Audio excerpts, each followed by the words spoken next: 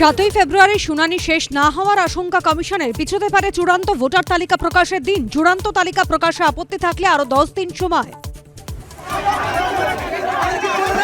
Supreme কোর্টের কড়া বার্তার পরেও এসআইআর এর শুনানি কেন্দ্রে ফের তাণ্ডব। বাসন্তী থেকে সন্দেশখালী, পুলিশের সামনে অবাধে ভাঙচুর।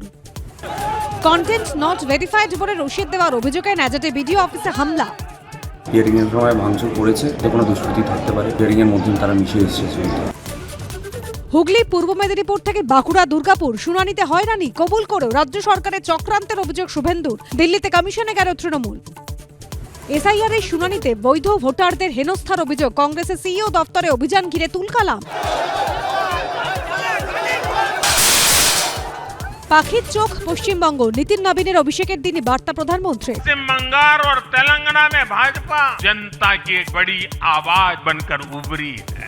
আজ শহীদ মিনারে নওশাদের সভা, হুমায়ুনের সঙ্গে জোট নিয়ে দেবেন বার্তা। বেলডাঙ্গা কেন্দ্রীয় বাহিনী, হাইকোর্টের ছাড়পত্রের পর কি করবে রাজ্য? ঘণ্টাখানেক সঙ্গে সুমন, রাত 8টা।